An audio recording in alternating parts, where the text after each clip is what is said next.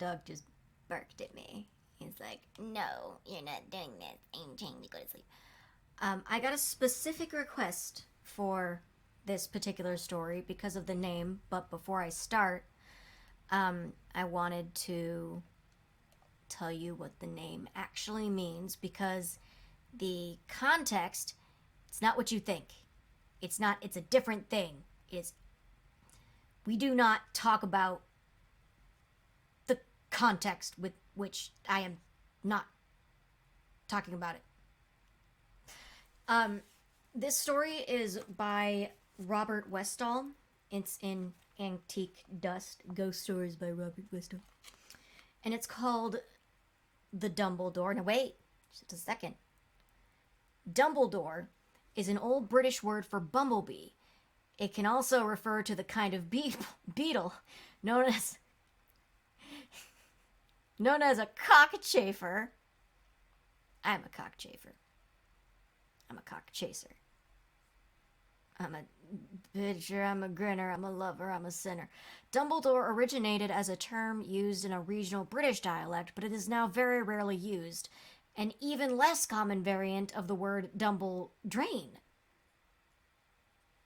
Alright. It's a bumblebee. That's what it is. It's not the other thing. It's not the other guy. We don't talk about them. We don't talk about that. That's not allowed. It's actually one of the terms you're not allowed to say in my chat. I'm kidding. Sort of. Anyway. The Dumbledore by Robert Westall. Now, if you didn't read the little chat, the stream description, it's a spooky story. It's a spooky story. So don't be scared. Don't be scared. You can come cuddle with me afterward if you are scared and cannot go to sleep. I'll be here. The Dumbledore. The Bumblebee. The 1960s were a restless time for me. The trade went from bad to worse. The Americans, Dutch, Germans came in like locusts, buying up everything in sight. He's an antique dealer, by the way. Tells it earlier in the story, in the book. He's an antique dealer. In the 1960s, he just said. Sorry. People like Clocky Watson threw it to them by the armful, the crateful, the container load. Then, when the cupboard became bare, people like Clocky invented helpful new categories. Victoriana, bric-a-brac. They even renamed 1920s tat Art Deco. In 1960, the poorest thing in my shop was a Regency wine table, faded but good value at £10. In 1970, the worst thing was an Elvis Presley EP in a greasy thumb-marked sleeve. That was £10 too, if there are fools who'll pay. My marriage changed too. Oh no. Dorinda inherited her father's estate and we moved out to Marlborough. From being a nice, relaxed rich girl, she was transformed overnight into a fully paid member of the landed gentry, took to wellies and quilted jackets, and talked endlessly about the cost-effectiveness of the home farm. Ugh. Clocky Watson wasn't the only one who could have brought me up 10 times over. Oh, bought me up. Sorry. I worked like hell to make my way as a dealer. When we moved to Marlborough, I turned nearly every room in my old place over to antiques. Good antiques. I could afford a full-time girl assistant. I was getting a name. Why you gotta specify, bruh? Why you gotta specify that's a girl assistant? I sensed dissension in the ranks. None of this impressed Dorinda. She allowed that I had business sense. She could use my help full-time with the estate. She wondered out loud at parties whether it was worthwhile my keeping on the shop. After all, we weren't pushing for pennies, and the shop kept me away from the children so much while they were growing up. Once at a party I heard Lady Daresbury say, "Dorinda's husband will get you a grandfather clock. Such an astute little man, with a good eye." I struggled mightily to be more than Dorinda's husband. I did absurd things like keeping one room at the shop furnished as a bedroom and office. Dorinda noticed, with a cocked eyebrow, but said nothing. She'd become very territorial herself, understood the need for territory in me. Twice, when we had really bad rows, I spent the night there. uncock. But my main cure to those restless years, when it all got too much, was to get into the Merc and drive into East Anglia. Looking for antiques, I said, and I always bought good stuff back. I can read. I'm good at it. I had a lot of contacts there, and the farmers didn't know the value of what they had. You could get a Georgian dining table and 6 chairs with carver for the price of the new vinyl 3-piece the farmer's wife had her eye on in Downham Market. But East Anglia meant more than that to me. I never took that turn beyond Melton Mowbray, into the Val of Cadmos. These are English places, by the way, and I am sorry if I'm getting them wrong. That's my bad. I'm American. I never took that turn beyond Melton Mowbray, into the Val of Catmos, without my heart lifting. The sweeping fields of green corn and yellow mustard and red ketchup. Lifting up into the sky made me think irresistibly of flying. Then I'd pull off to one of the disused airfields and walk down the broad, cracked, weed-speckled runway and feel free. The great spans of the hangars were still there then, though given over to storing grain. The control towers still stood. I only realized I'd been looking for East Cardingham when I got annoyed that I couldn't find it. It was always a joke in the old days that it was easier to find East Cardingham from the air than from the ground. Easier to get to it from Berlin than from Norwich. That every crossroads near East Cardingham had 5 roads leading to it and 6 leading out, none at right angles, let alone a signpost. I got so mad in the end that I called North Tusum Library to check out their ordnance survey maps. Whoa. I was just getting stuck in the, why didn't you just gig on it? Sorry. I was just getting stuck with the gray-bunned, gray-stocking chief librarian when a voice I knew said, "Who wants East Cottingham?" I spun around. "Section Officer Edmonds, I presume," I said with great mock formality. Oh, sorry. "Section Officer Edmonds, I presume," I said with great mock formality to hide a rising excitement. "Squadron Leader Ashton, to the life. You've let your hair grow." Oh, it's a woman. That's my bad. She was not the same. 16 years had seen to that, but I liked her better. The slimness of youth had given way to the slimness of discipline. The red hair that had emerged in a page boy from under the WAAF cap was now swept up off her neck. She wore spectacles, but whenever she took them off, her eyes were just as big and beautiful as ever. We gave each other a chaste hug, cheek to cheek, under the eyes of her gray-haired superior. The boys in blue still had a memory of glamour in 61, enough to stop her getting the sack on the spot. I took her out that evening for the best dinner I could find and heard her story. She'd married a traveling rep and got rid of him for adultery. Good girl. Fucking leave that man. She kept the house, kept her figure, and lost her way. She was very frank about it. When she asked me how I'd done, I shrugged her off with a detailed amount of the antiques trade. I got onto old times pretty quickly and got pretty tight. Afterwards, we sat on with brandies till she arched her eyebrows teasingly and said, "Do you want to say East Cottingham, then?" "You know the way?" "Still drive out there sometimes." "Think I'd better drive." She slid easily behind the Merc steering wheel. "Nice crate." The entrance looked just the same in the headlights. In the dark, you couldn't see that most of the glass had gone from the guardroom windows. That long, dead grass grew against the guardroom door. She drove around the perimeter track and parked on number 1 runway, letting the headlights run at full beam along the concrete, picking out the ruts and valleys with long shadows. I even glanced up at the sky nervously, expecting the first lank to get the green flare and come roaring and trundling in. Or a Jerry 88 on an intruder sweep. She locked up the car for me, took an old RAF hooded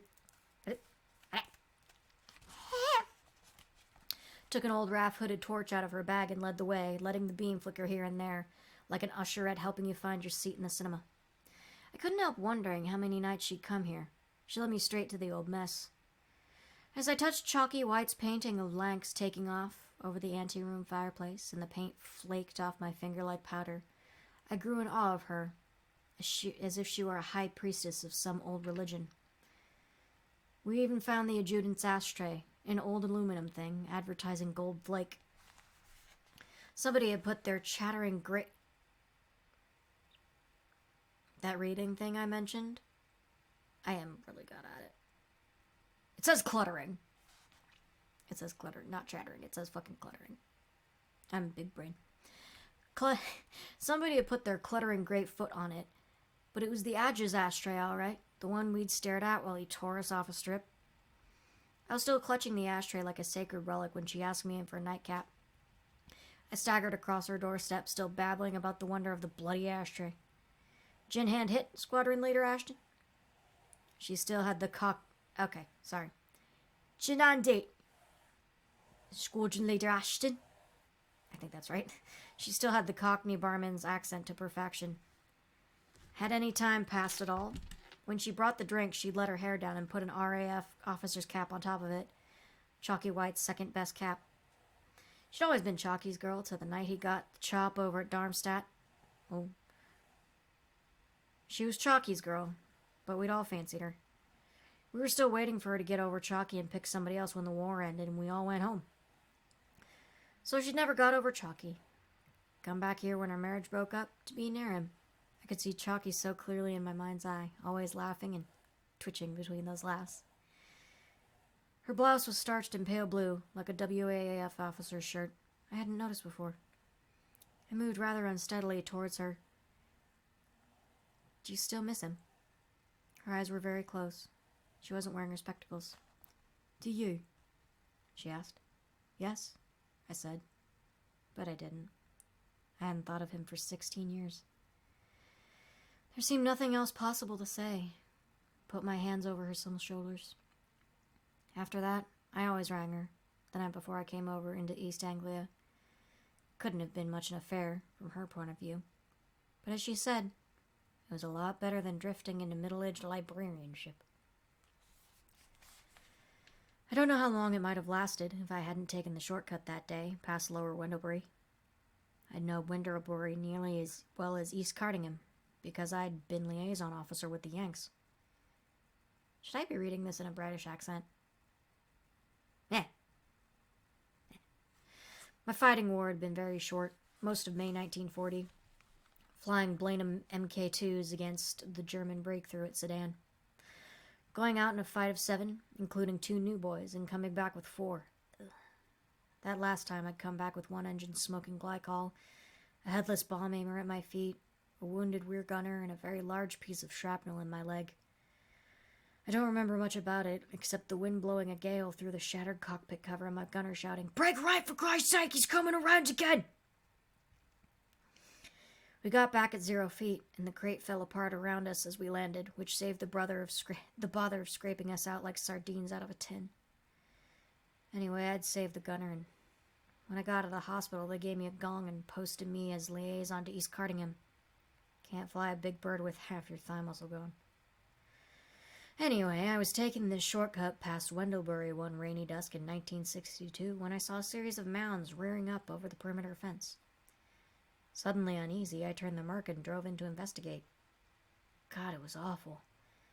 They'd been tearing up the runway with great big bulldozers. And that was some runway. The Yanks had laid concrete 4 feet deep to carry their big birds, their B-17s. Whoever had started demolishing it seemed to have bitten off more than they could chew and abandoned the attempt half-finished. The pieces of concrete rose up 30 feet high, indestructible, unless you were prepared to pay $1 million to have them chewed into manageable pieces. The Quonset huts, the guard room, the control tower hadn't proved so tough. They were gone, flattened. Who could have done such a thing? I felt outraged, personally violated. I didn't mind the airfield being sown with wheat, or the Sunday driving lessons given by nervous men to their nervous wives, where once we'd set off for the Happy Valley. I didn't mind the hangars being full of grain instead of bombs, or the courting couples having it away in the control tower on wet and windy nights. That was a dignified decay. But this... I felt my way back to the past was being destroyed, as if my lungs were being torn out. I went on staring that ravaged runway for a long time, thinking the blackest thoughts I had ever known. Remembering Major Stepansky and Captain Con O'Connell and Big Tex and the way they died. This was their memorial, not that horror of white tombstones outside Cambridge. This was where their souls still came to fly. I suppose that, being so upset, I really didn't think where I was going when I drove on. My mind must have picked up the old route in the dark, the route I'd so often traveled with them to whoop it up and forget, in the very limited flesh pots of Upper Wendobury. There had been a calf called the Bumblebee. It's a bumblebee, don't forget. It's a bumblebee. I drove up the main street for the first time in 16 years. The street lighting seemed the only thing that was different. Low black and white thatched cottages, the same cat crossing the road in front of my wheels, in the same blasted place. And then I gasped and slammed on the brakes. The Dumbledore was still there. The same garish neon light the boys from the base had fixed up on VE night saying, "The Dumbledore," in big Hollywood handwriting. In the yard at the side were parked 2 Jeeps with AEF White Stars still visible on their bonnets, a big Buick command car, and even a Dodge 30 hundredweight pickup. What is that? And the jukebox was still playing. Oh, that's spooky. The sound of Glenn Miller's American Patrol came to my ears right across the little windy square. The windows were lit up, but the place looked empty. I walked across, tried the door, and pressed my nose against the glass. It hadn't changed. Tall bar stools were still there with their red leather at tops. Only the crossbars where people used to put their feet were worn down into sickle shapes with time. It was the same old Coca-Cola advert, the pigtail girl playing the piano, and a nice young guy with short back and sides and a 2-piece suit smiling down at her and turning her music. There's the three-bladed It was the 3-bladed Duralumin air screw from a B-17, the Camels advert, the one for Lucky Strike. Sam Brown lino, worn in the same places by the bar counter. Not all the primitive neon lights pinched from the maintenance hangers were on. The place was full of shadows, and there was Con O'Connell's chair with the red flag transfer on the back, and there was the corner where Tex used to sit on the floor, great legs bent up higher than his head. Tex and little Charlene. Then a door opened at the back, and she came through, silhouetted against the light. Hair back in a blonde ponytail with a pink bow, seersucker dress, bobby socks, and white plimsolls. Little Charlene herself. Charlotte Hamlin, really, but Tex always called her Charlene.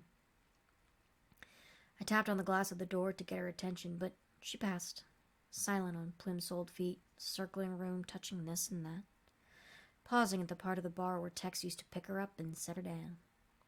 Again I tapped. Harder. Hammering on the glass.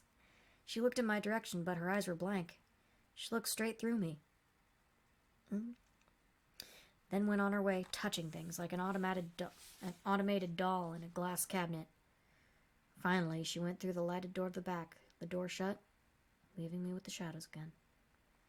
In the shadows, the record finished, the pickup arm swung over like a hand from a tomb, and the scratchy sound of Chattanooga choo-choo filled the English night. I felt I was going mad. Had the sight of the airfield runway unhinged me? Was I seeing ghosts? The ghost of a cafe?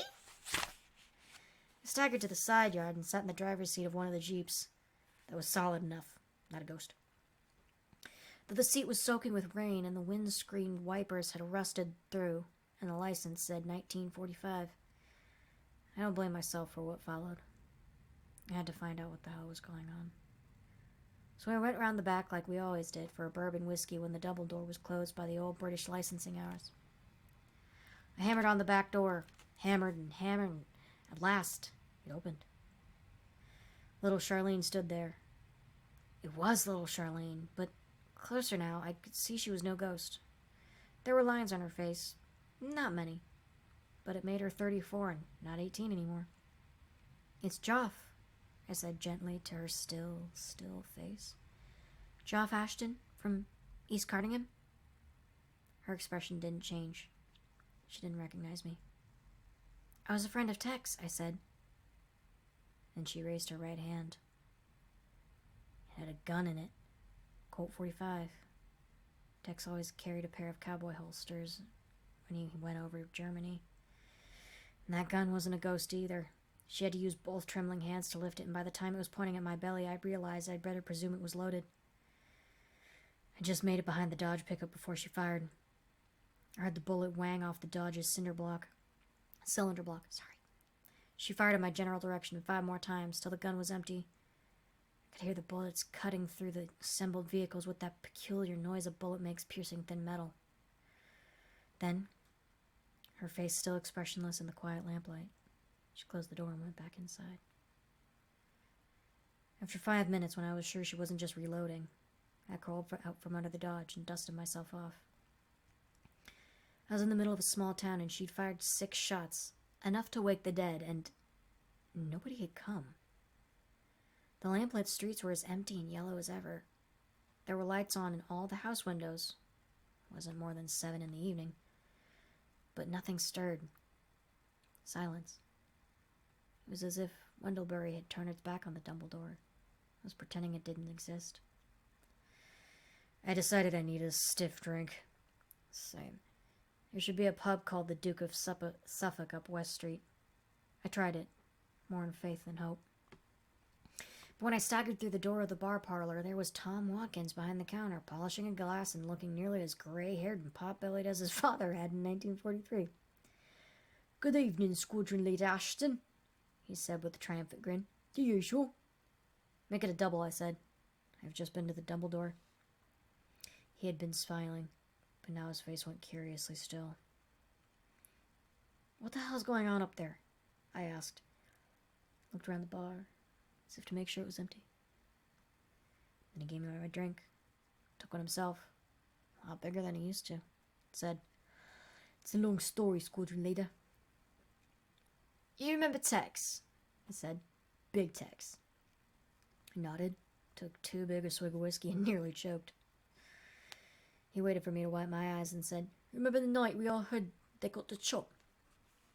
Should I ever forget it? The crew of the B-17 called Lizzie Borden. The real-life Lizzie Borden had been an American axe murderer in the 1920s. You may know the rhyme. Lizzie Borden took an axe, gave her mother 40 whacks, and when she saw what she had done, she gave her father 41. Well, the B-17 Lizzie Borden was one of the first gunships the U.S. 8th Air Force had used. In their hardest time, the German fighters began flying at the front of their formations, head-on, to break them before they could bomb. The answer was gunships that would fly ahead of the American formations and draw the fire. They carried no bombs, but more guns and armor plate than a battleship. Lizzie Borden went out asking for it.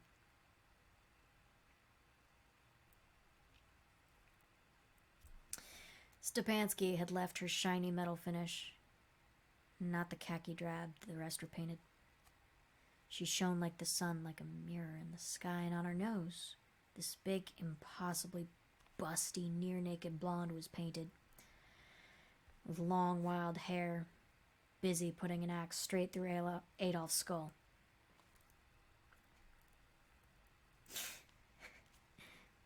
Oh yes, they went out looking for trouble, all right.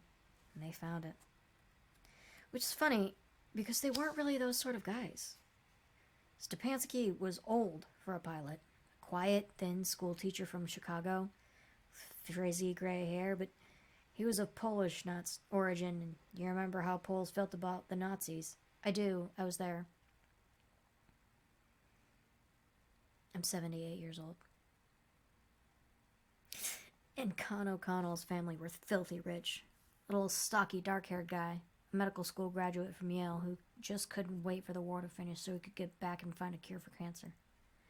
And Tex was from Texas, and incredibly enough, he really had worked as a cowboy. He had a few fights about that when the Yanks first came, because nobody would believe him, but he was usually a peaceful guy, on the ground. Anyway, they asked for trouble, and they got it. They coped with it and came home. As time went by, the German fighters got to know them, and they were mentioned 4 times on German propaganda broadcasts as having been shot down. They drew the enemy like wasps around a jam pot, got shot full of holes, and downed a lot of Huns. In the end, Stepanski had 20 swastikas painted on his nose. Big, like he was a fighter plane. They came back on 3 engines, on 2. Once Stepanski landed, I swear, on little more than 1. And Lizzie Borden wasn't really 1 aircraft, but 4. The first 3 were written off and towed to the knacker's yard, but not before the blonde with the axe had been painted on a brand new plane. They had a tracing of it ready. The sign painters worked in the hangar all night. Next raid, Lizzie Borden flew. Lizzie Borden was a brunette.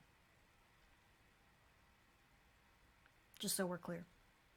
Well, yeah. And in between, they made the Dumbledore their place and little Charlene their mascot. Especially Tex. She was so small, only a kid, and he was so big. He would swing her up on the counter and sing her sad songs about Dixie and a yellow ribbon and the siege of the Alamo.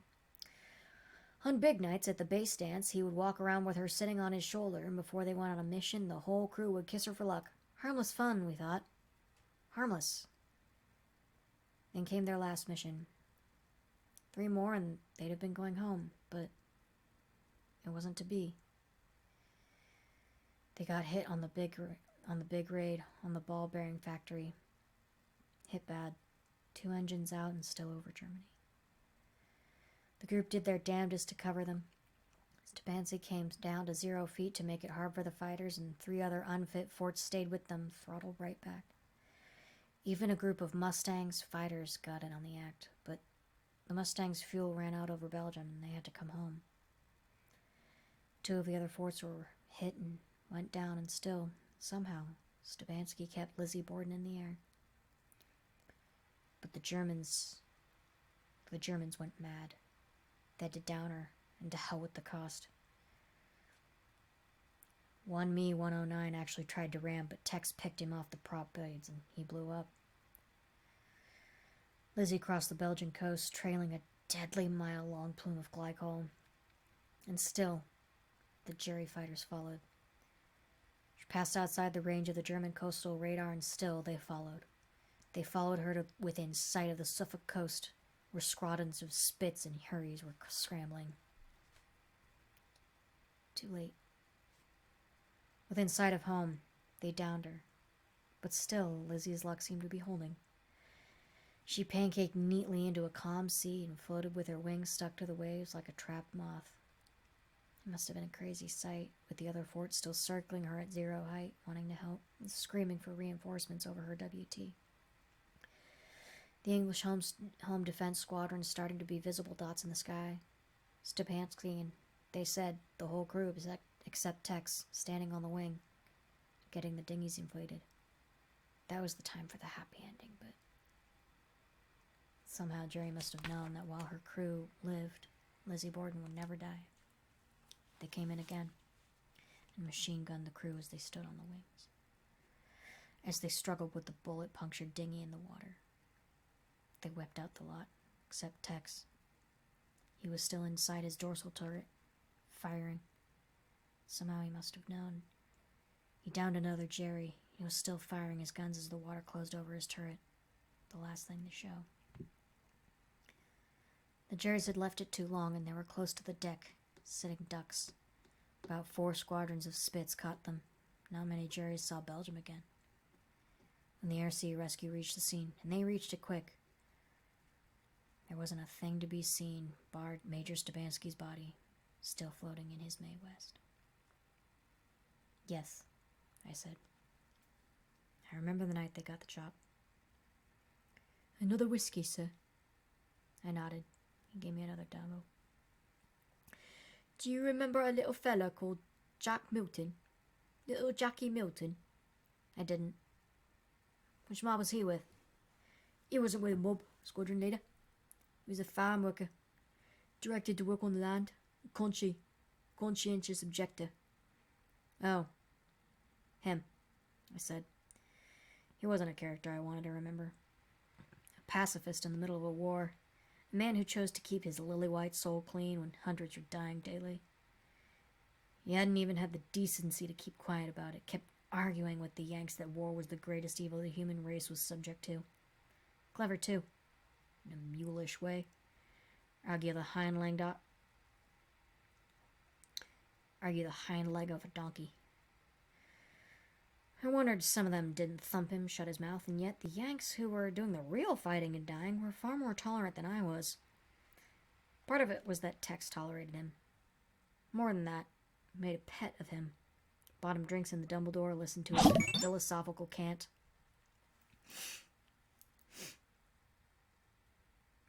Sorry, where was I? Philosophical cant, with a lazy smile on his face. Made him a pet, like he made Charlene into a pet. I could see Tex now, grinning, with Charlene on one side of him and Milton on the other. Little flaxen Harold Milton, with his khaki shorts and muscular, hairy legs. And worn Harris tweed sports coat, open neck shirt, gold-rimmed spectacles, and old Scandinavian Rex. Is this Milo James Thatch? Sounds like Milo James Thatch. Yes, I said, I remember Milton. Tex, Charlene, Milton. They always hung around together. We used to call them the Three Musketeers. Well, Squadron Leader Ashton, you left early that night, as I remember. I had some work to do back at the base. I remembered. I hadn't really had any work any more than usual. I just... Hi! You found me! Hello! Hit me. I remembered. I hadn't really had any work any more than usual. I just hadn't been able to stand the atmosphere with crew after crew coming in wanting to talk about Tex and the way he died. I'd run away, left them, and not come back. But after you'd gone, Charlene was sitting in the corner, crying soft-like, and Jackie Milton was trying to cope with her, and everyone else was drinking and trying not to notice them. Only the whispering's gotten more and more violent, and then suddenly Charlene stands up and throws off Milton's arm and announces that she's pregnant. Well, her mom goes for her like an old she-cat. The air crew wait after all her back, and she's still screeching at Charlene, wanting to know who the father is. Charlene's just standing there, dry-eyed, whitish as sheet, saying not a word. And the air crews are getting more and more uptight. Then Randy Leipzig, you remember Captain Leipzig, sir, walks up to Charlene and asks her if the father was Tex. Charlene stands still an awful long time, with us all hanging on her every word so you could hear her pin drop. Then she says, yes, and bursts into tears. And you know, when all the uproar's over and we come to ourselves again, little Jackie Milton's nowhere to be seen. And he ups back to his lodgings and packs, and we never see him again in this village. But there's some reckons that Tex, being a father, broke his heart, as he was sweet on Charlene himself. I knew it. Anyway, funny thing happened then. Charlene's ma keeps going on and on, or there's something horrible about being a little whore and getting rid of the baby. Rude. Charlene just going on crying, noisy. But the air crews, they just keep staring at Charlene's mum until the silence finally gets through to her, and she turns on them and curses them for being...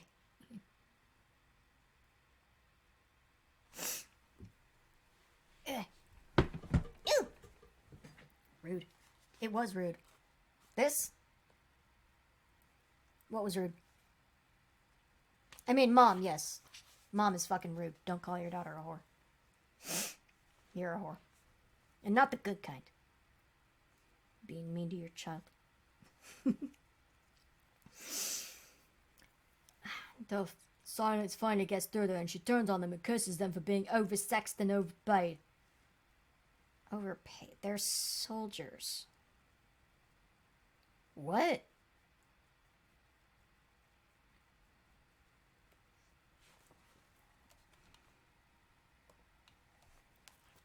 Yes, that was rude. It was heckin' rude.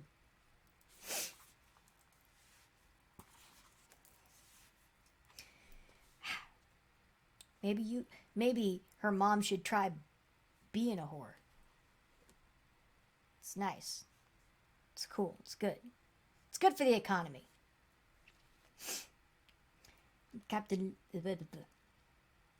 Then Captain Leipzig, you remember what a gentle sort he was, but he wasn't that night. He walks over and takes hold of her mom's wrist in a grip that's liable to break it until she finally shuts up as well.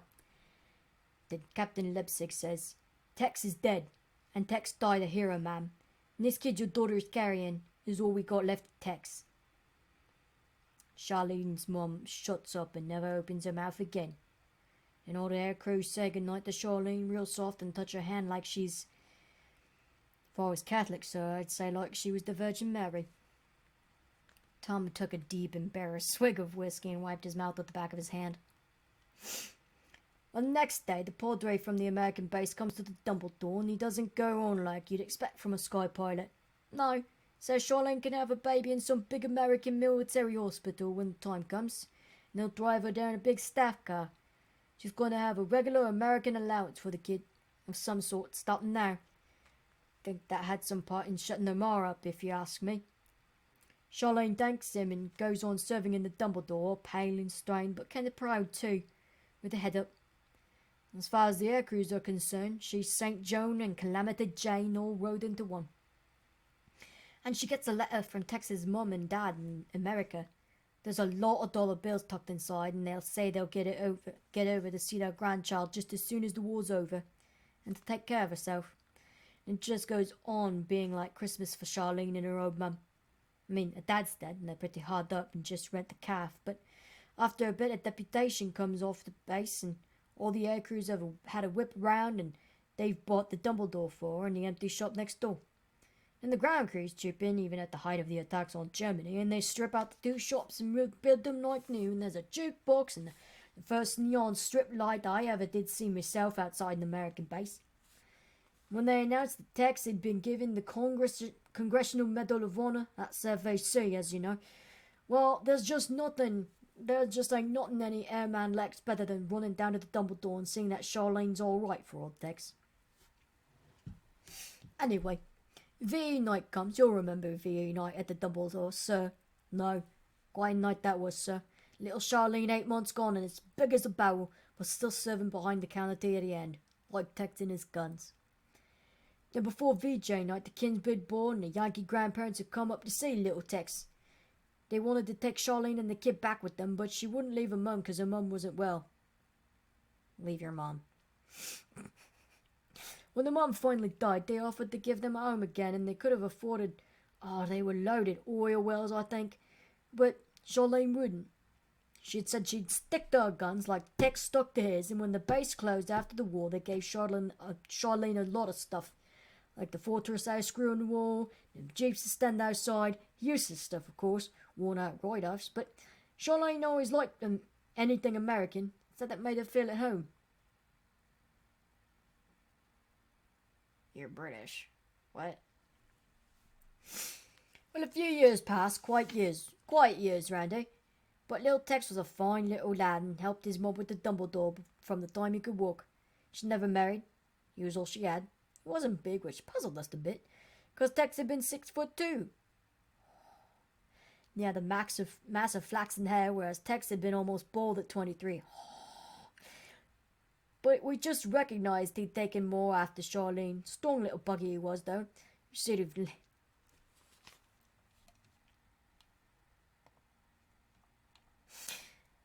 I've got...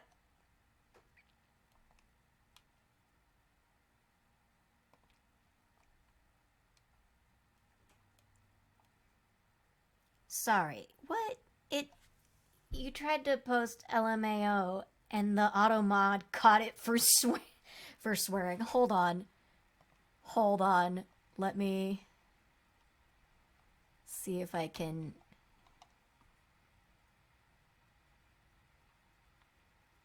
Oh. I'll have to fix it another time, but LMAO, that's a swear you can't say. Yes, you can. Yes, you can. It's my fucking stream. You can fucking swear if you want.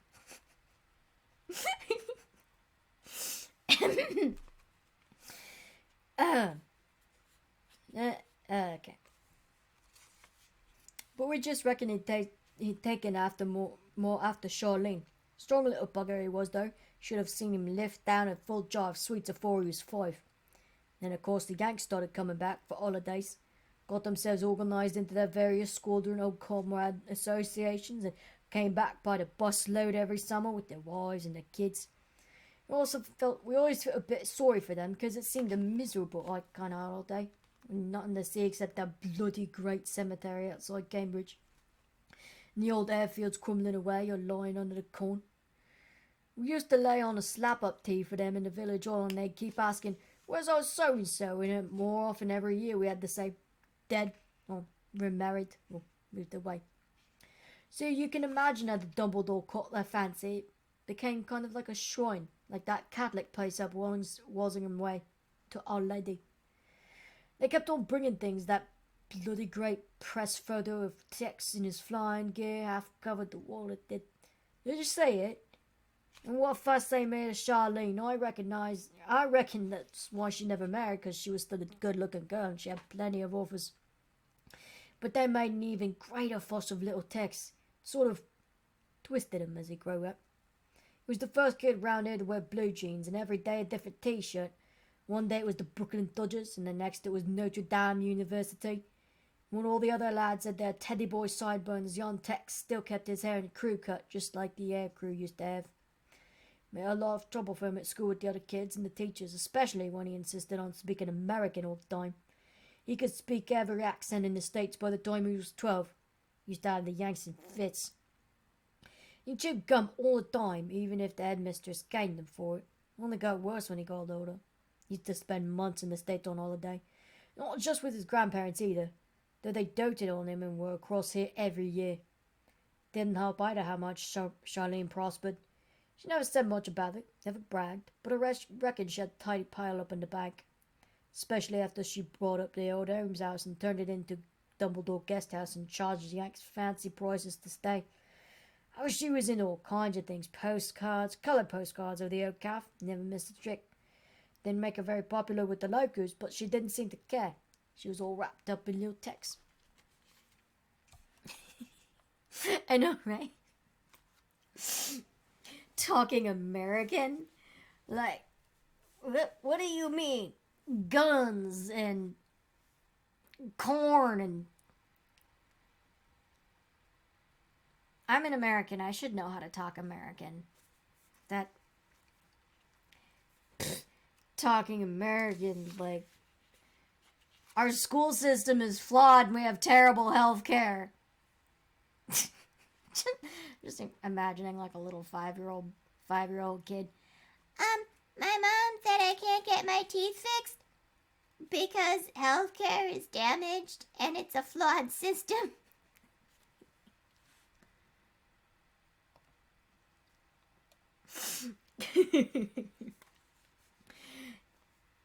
Guns, porn, and ignorance. Yes, that is exactly how we talk in America. Why did I say that with a British accent?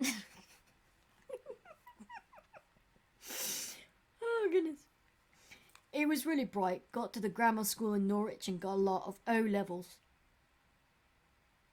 What is O-levels? That's talking in British. I don't know what the fuck O-levels are. In spite of all the chewing gum and guidings. They say he could have gone to Cambridge, but he was all set up to go to the University of Texas. Texas. Like his dad before him. Nothing English was much good to little Tex. And so it might have gone on forever, till one night I dropped in to have a little word with Charlene. She pushed quite a lot of her overspill guests in my direction. I was grateful. There was a car parked outside, and for once it wasn't a Chevrolet. It was an old Morris Minor, and inside the Dumbledore was a funny little guy. Gold rimmed spectacles, old hairy suit, Cambridge Dawn written all over him. Guess who? Stuck out like a sore thumb among the tourists. But he just asked for coffee politely and then went and sat in a corner, stared around like he was pussy struck and couldn't believe it. I get pussy struck all the time.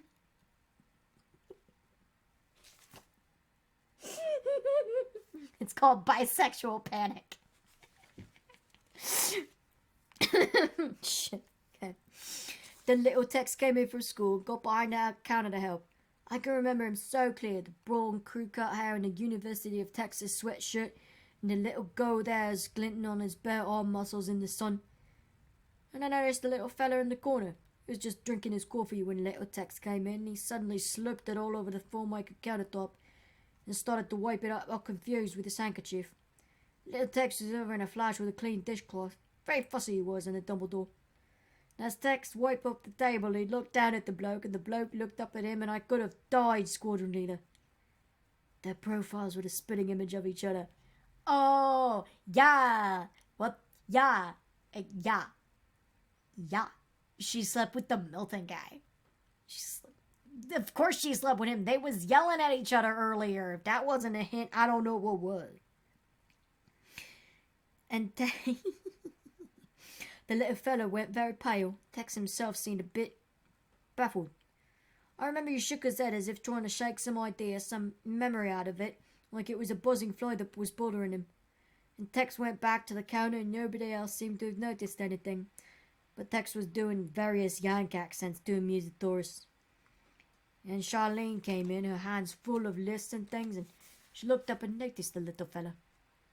She kept staring at him, putting her hand to her throat, nervous-like, and looking away as if she was trying to ignore him. This went on quite a bit, and the atmosphere in the place getting worse and worse, till even the tourists noticed and drank up the coffee and left. That just left the three of them. And me, or as I tell you. The little fella seemed to be trying to make up his mind about something. It took a long time. And he got up, shrugged to himself like a man who's made up his mind, and went across the counter to Charlene. Yes, sir, she says, all bright and businesslike, but when she looks at him, her mouth seems to fall to pieces and she starts shaking all over, so she nearly dropped the plate she was on. So the little fella says softly, "Don't you know me, Charlotte?" Her mouth falls open and she does drop the plate, but she won't say anything. "It's Jackie," he says, "little Jackie Milton." "What do you want?" she asks, her face like death. "To see my son." Well, all hell breaks loose, Squadron Leader. Charlene screaming at him that he hasn't got a son, and to bugger off and leave her alone, and that he's ruined her whole life. He starts throwing things at him, plates and mugs and stuff. That's not healthy. Don't be throwing things at people. It's rude. Communicate like grown-ups. Like grown-up adults is what. Don't throw things. It's rude. But he just stands there steady, looking at her, trying to fend off the things she's throwing with his hands, and tea and stuff sloshing all down him. Then little Tex grabs her to stop her and starts apologising for her, because she seemed to have gone bonkers. "He's not your father, he's not, screams Charlene over and over, and then runs out, still screaming. And two blokes look at each other. Young Tex is really baffled.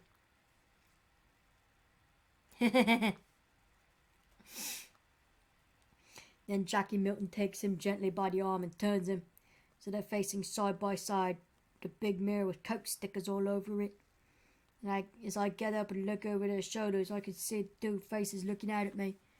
Broad, blonde little faces, with beaky noses and big square jaws. There's no mistaking it. Any court of law would believe it. Then Charlene comes raging back again, belting in Jackie Milton for all she's worth. And as I'm trying to get a hold to calm her, I sense the kid slip out the room. Just as suddenly he's back with his eyes forced as wide as saucers, and his face set white as marble. And I know he's gone clean out of his mind. There's a big six-shooter, one of Texas, that some fool had given him, a waving in his hand, and that shuts even Charlene up. Shuts us all up because we've got a nasty feeling it's loaded and going to go off. Uh-oh. "Give that here, son," I say gently, "before there's a nasty accident." "There's been a nasty accident already, Tom," he says, "but it's not your fault. Stand back. I don't mean you no harm." He points the gun at Jackie Milton. And I'll give it to Jackie. He has guts, for all he's a pacifist. If he tried to duck or run or grab for the gun, the kid have shot him. But he just says gently, "You shoot me, son, you just shoot yourself just after." And again he points at the mirror. The kid turns and looks in the mirror and starts to cry. "If you want," says Jackie, "I'll go away. Never bother you again. Promise. If you want to shoot me, I think you ought to get to know me first." Ever so gentle and sad. Kid turns to him and says, "Where have you been? Why'd you leave me?" "I didn't know," says Jackie. "I didn't know if you were mine or Texas. How could I? Then, you didn't believe me anyway. Tex was a hero, and it was what your mum wanted." Both turned and looked at Charlene. Both their faces looked exactly alike, like the day of judgment. Charlene ran out into the back again. What shall I do? Asked the kid, and put the gun quite natural on the counter, like it was a salt cellar. Car's outside, said Jackie Milton. Kid saw the moans and starts taking off the University of Texas t-shirt, sweatshirt. Then it tears. He takes it off so violent, like it was red hot and burning him. And he goes on tearing it till it's lying all over the floor in little shreds. He stares at his blue jeans, helpless, clutching him with his fingers. Everyone's wearing jeans, said Jackie softly. Takes off the coat of his hairy suit and drapes it around little Tex's shoulders. Come on, we can buy you what we need in Cambridge. And out they go. We ain't seen hide nor hair of him since. And I went after him. I took that blasted gun and threw it in the dike. Go rinse the bad rubbish. Only Tex always carried guns in pairs. Charlene's got the other one. It was late, and I was drunk by the time I got to Section Officer Edmonds' house. She opened the door in a red-headed fury. Where have you been? I know, right? Me too. I'm like, wait a second.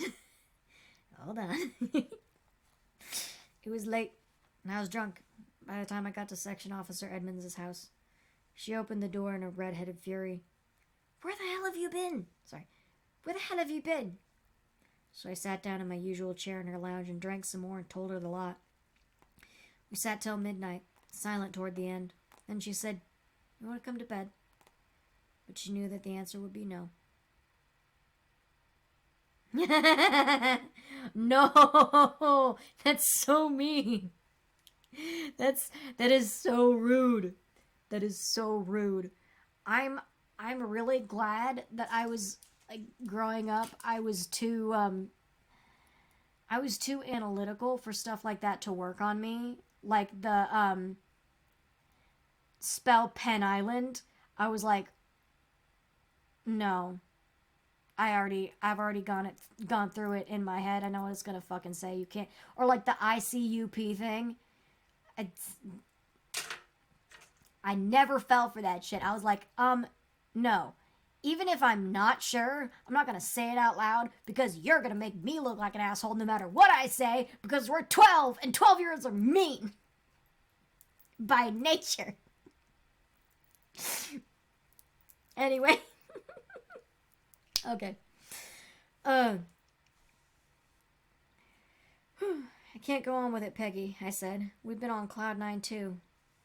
The war's over, Peggy. It's been over for 16 or 17. Sorry. I was kind of obnoxious. I'm not gonna lie. The tism was strong. So like it would have been fine. But you would have stopped being friends with me within 2 years. Just like everybody else. I don't hold it against them, though. I kind of do. Not really. But kind of. But I get it. But I was sad.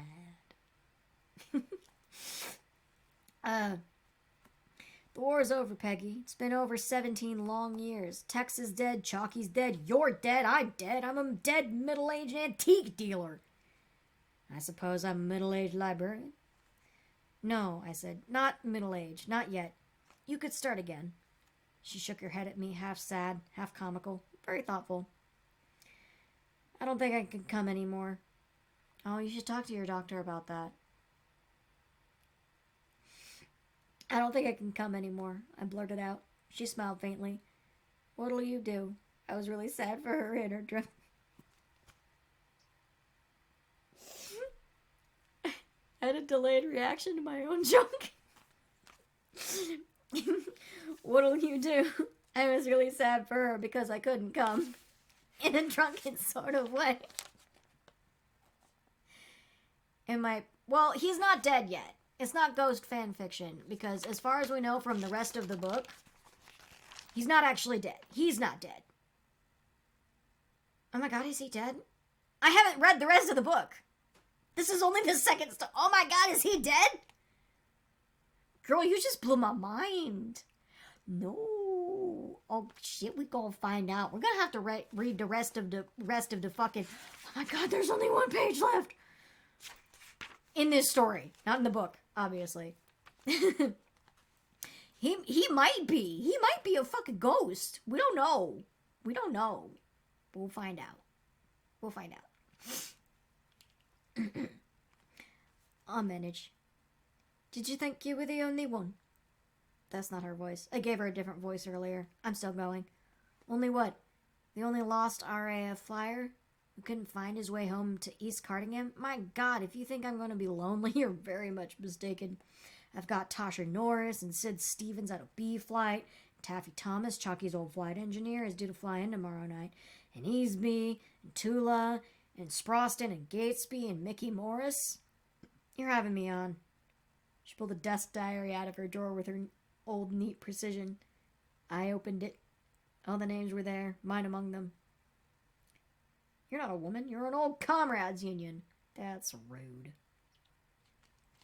That's fucking rude. Don't slut shame. Don't slut shame. Don't fucking slut shame.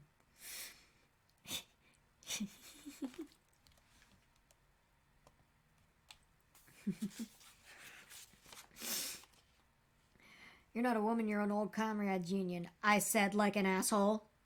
I was too drunk to get up, thank God, but that didn't stop me being spiteful. But she was beyond my spite. She smiled again, still half happy, half sad.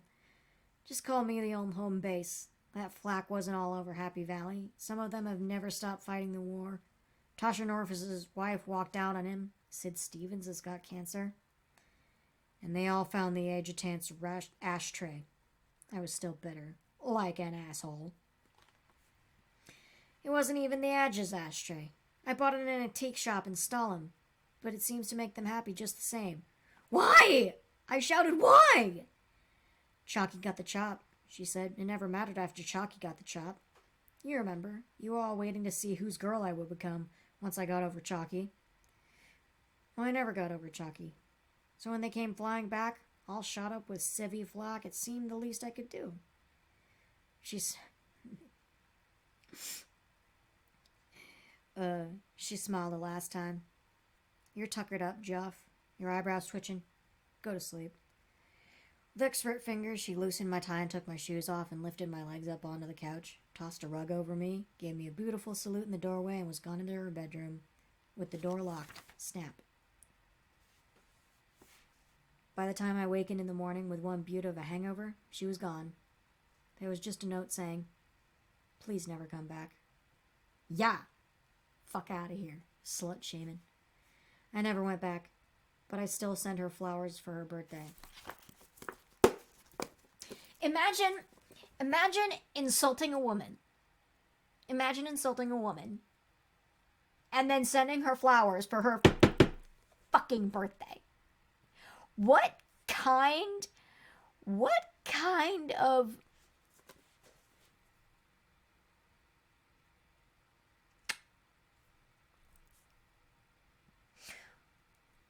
there's a word. There is a word for that kind of like, it's like tactical or strategic. What? Joff, you fuck. So, I know, like, just casually insult people and then be like, hey, baby, you're a cunt. Have a daisy. Like,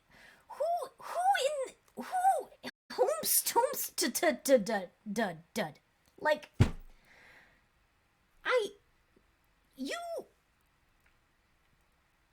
I would slap you. You call me the comrades reunion or what the fuck ever. You insinuate that I'm just a hole and I'll have anybody. I'm gonna slap you and you're gonna deserve it. And if you send me flowers, I will torch your penis. No, I won't, because that's illegal. But in my head, I'm doing it. In my head, I am setting your pubes on fire. He'll like it, yeah. Joke's on me, he's into that shit. He was like, oh my God. Is he a brat? Is he a brat?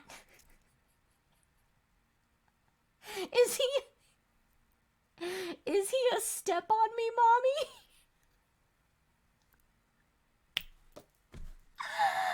That's the only conclusion I can come to, is he's like, If I'm mean to mommy, she'll step on my balls.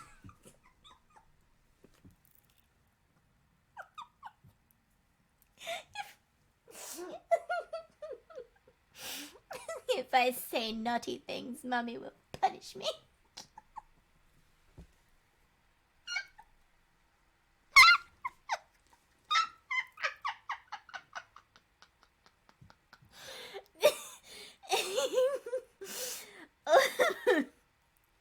see, I think I'm a brat, but I am way too like, please don't be mad at me. I'm a brat in like Messenger and like when I'm typing and stuff. But if you're actually talking to me face to face, I'm like, I sorry. I sorry. I do not mean to make you mad. Please don't be mad at me. I am a sub though, so there's that. I've attempted bratting and it does not. Listen. Oh yeah, I'm like, if I'm cozy with you, if I'm comfortable with you, I will tease. But like, that kind of scenario, I get nonverbal very quickly because I don't know how to operate. there is no like operating procedure that I can follow logically, so logic gets turned off. The computing no longer works, and there is an error code in the programming. There is a binary sequence missing, and I'm just shutting down. So okay. I think that'll be it for story time for now, because it's been an hour and I'm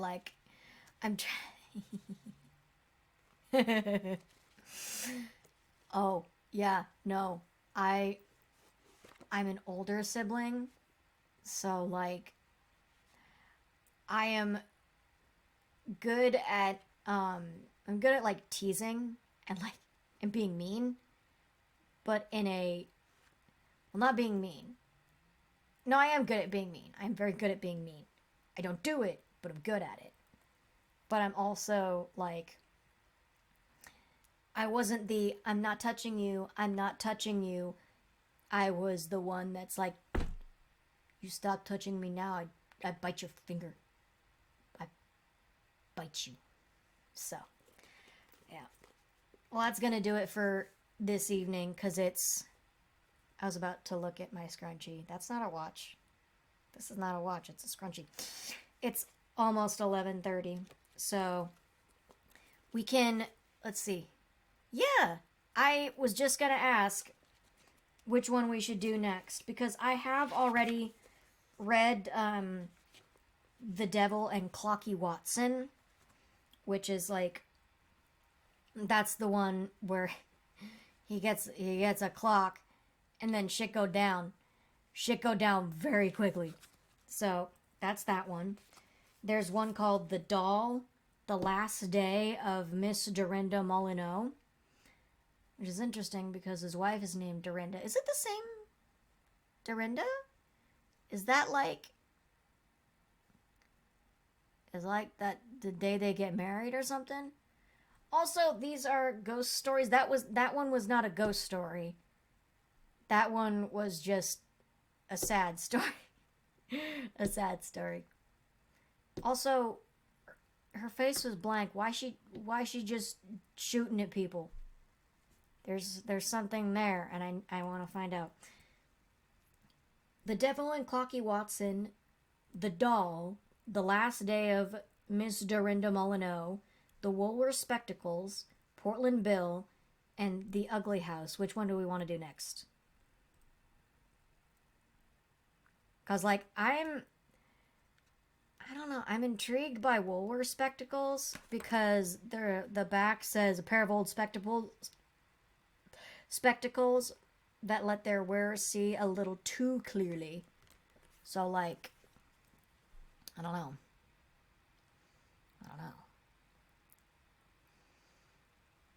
We'll workshop it. Come back to it. I almost want to go back to the beginning and like do them in sequential order. Are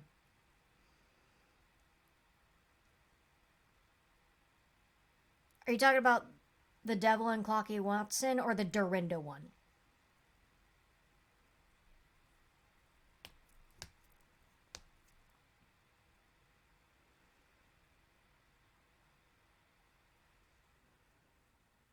Because Dorinda is his wife. But as far as we know, she's not dead. Or is she? Or is everybody dead? I mean, technically, yes, because the author died in 19. Dorinda? Doranda. La la la. Dorinda. I don't know why I'm doing the mouth thing.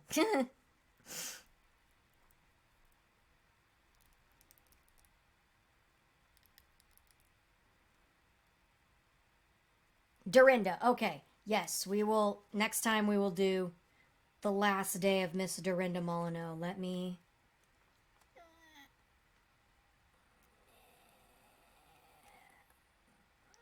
I'm gonna put a bookmark in it. Oh, it's a longer one, for sure. So we'll do that one. It's a slightly longer one. Do I have a bookmark? No, but I have a Sticker! I have a sticker from the person that tattooed me. She's awesome. Go check out her Instagram. And yes, this is a business card and a shiny sticker. It's a sticker. But I am not going to remove it. I collect stickers. I do not remove them from their backing. No idea why.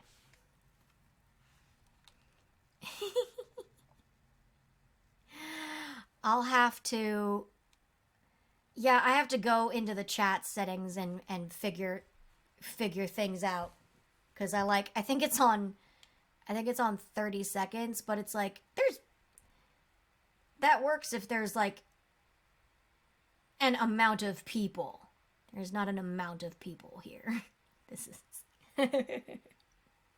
Okay. All right.